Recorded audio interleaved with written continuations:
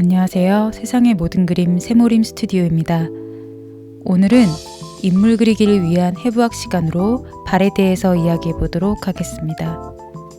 다른 인체와 마찬가지로 뼈와 근육, 힘줄, 피부가 겹쳐져 이루어져 있죠.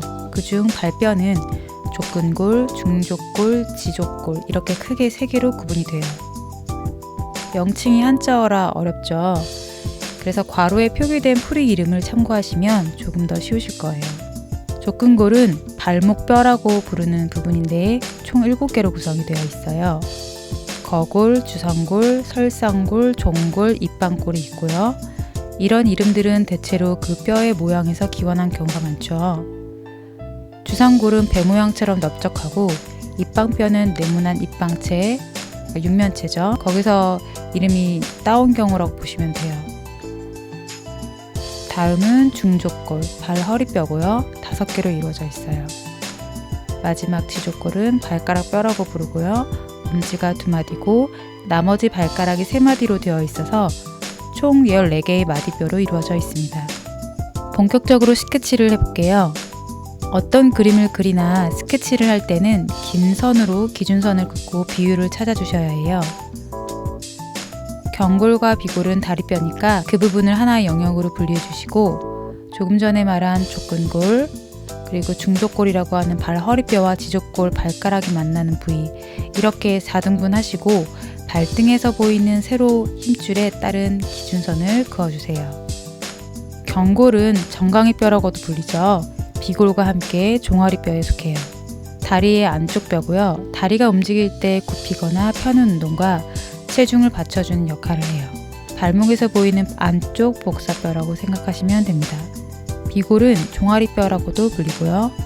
다리의 바깥쪽에 위치해서 바깥쪽 복사뼈를 이루는데 중요한 건 정강이뼈보다 아래로 내려와 있다는 점이에요. 거골은 목말뼈라고 부르고요.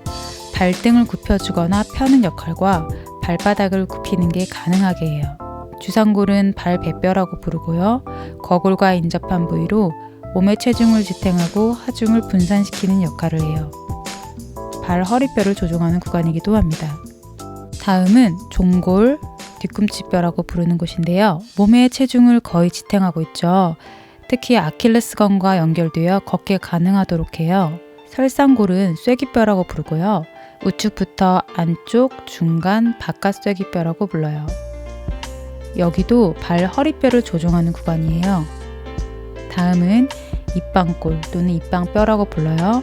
다른 뼈들과 마찬가지로 체중을 지탱하고 발 허리뼈를 조종하는 구간이에요. 중족골, 발 허리뼈 부분이에요.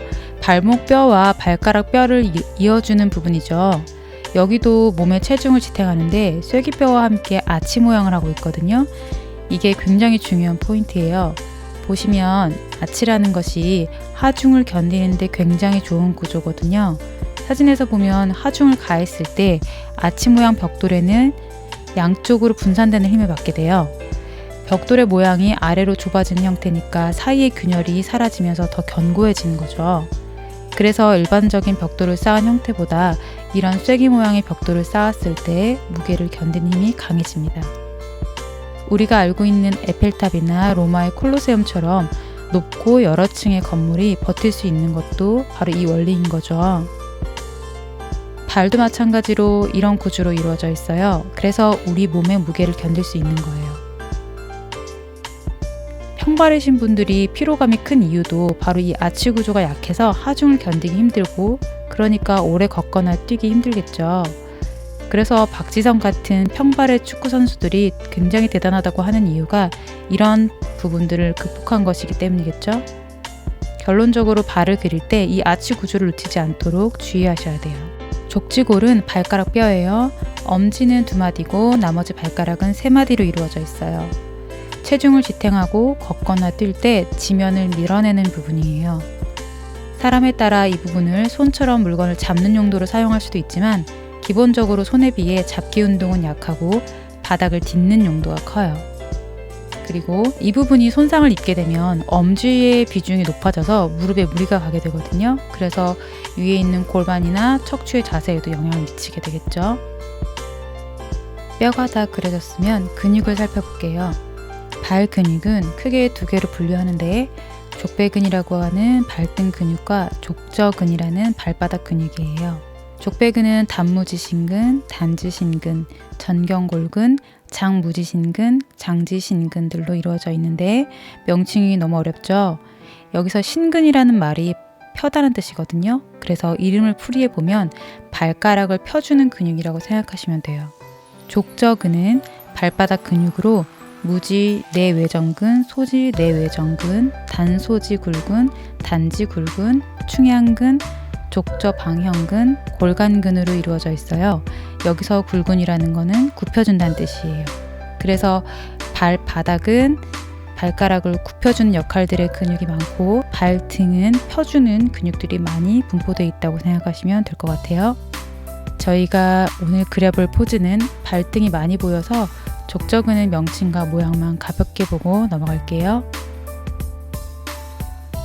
발바닥은 장측 골간근, 단소지굴, 무지내정근, 단비골근, 후경골근, 장비골근, 단소지굴근, 단무지굴근, 장족저인대, 장무지굴근, 장지굴근, 충양근, 족저방형근, 소지외전근, 단지굴근, 무지외전근, 족저근막, 굴근지대로 이루어져 있어요. 발바닥은 바닥과 닿을 때 충격을 흡수하기도 하고 발등과 발가락을 구부려주는 기능을 하기 위해서 4개의 층이 겹겹이 쌓여 있어 굉장히 두껍죠.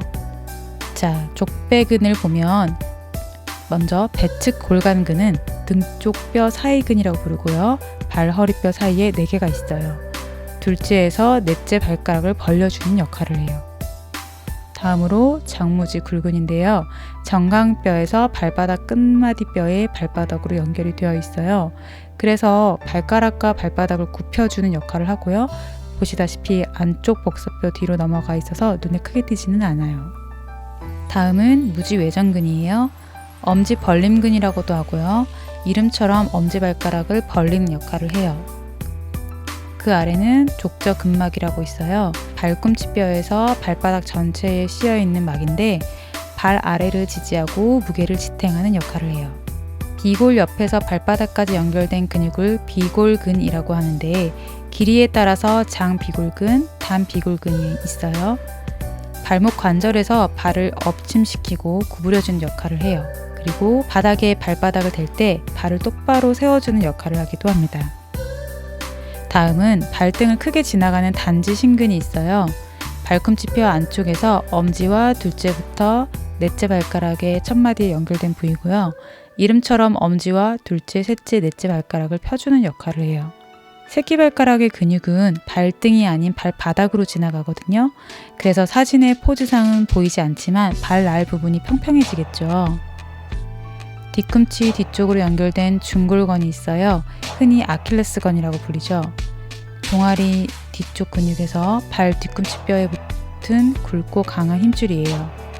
발 뒤꿈치를 들고 걸을 때 뒤를 밀어내며 작용하는 부분이에요. 뒤꿈치가 체중의 60%를 전달받거든요. 그래서 무게를 지탱하고 보행이나 운동을 가능하게 하면서 종아리 근육을 보존하는 역할이 크죠. 그래서 아킬레스건이 다치면 걷기가 굉장히 힘들어져요. 다음은 전경골근, 다시 말해서 앞정강근이에요. 이건 정강이 뼈에서 안쪽 쐐기뼈로 연결된 부위로 발등을 굽히고 안쪽에 번짐 역할을 하게 해요. 여기서 안쪽 번짐이라는 것은 앞바다리 같은 자세를 할 때 발이 안쪽으로 꺾이게 하는 걸 말하죠.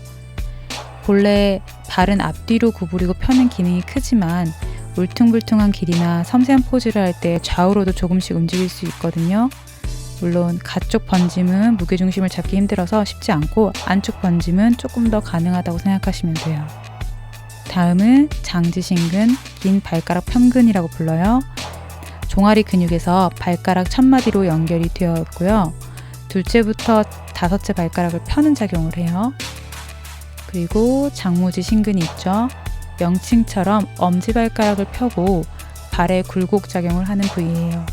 이렇게 발등은 기본적으로 발가락을 펴는 기능의 근육들이 대부분이라고 생각하시면 될 것 같아요.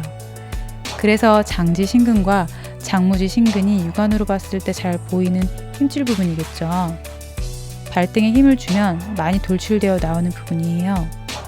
발목 부위도 뼈와 힘줄로 인해 크게 두 가닥으로 굴곡이 져요. 그래서 그림을 그릴 때 가장 잘 보이는 부분이니까 묘사를 많이 해주셔야겠죠. 마지막으로 상하 신근지대라고 해서 위아래 평근 지지띠가 있어요. 평근의 힘줄들을 발바닥 뼈에 고정하는 모양인데요. 평근들의 다발이 발목을 펼 때 마음대로 이동하거나 흐트러지는 걸 막고 하나로 모아서 힘을 받쳐주는 역할을 한다고 보시면 돼요. 손목에서도 잘 보이죠?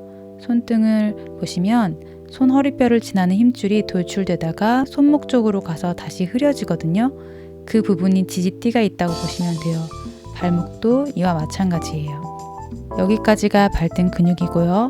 하나 더 이야기하자면 족저근막과 피부층 사이에 지방 패드가 있어요. 보밀도 지방 세포층으로 이루어져 있는데 보행할 때 발바닥의 충격을 완화해주는 역할을 하죠. 이렇게 하면 발의 큰 근육과 역할에 대해서 이해하실 수 있겠죠. 보시다시피 명칭도 어렵고 모양도 복잡하죠. 그래서 중요한 건 이름을 외우는 게 아니라 이런 근육들이 어떤 역할을 하고 어떤 모양으로 되어 있는지 이해하시는 게 중요해요. 우리가 모든 것을 다 외울 수 없잖아요. 하지만 반복을 하다 보면 익숙해서 기억에 남기도 할 것 같아요. 그래서 많이 어려우시겠지만 이렇게 한번 공부해 보시고 인물을 관찰해 보시면 보이지 않던 근육의 모양이 잘 보이실 거예요. 그러면 대상의 묘사도 조금 더 자연스러워지겠죠.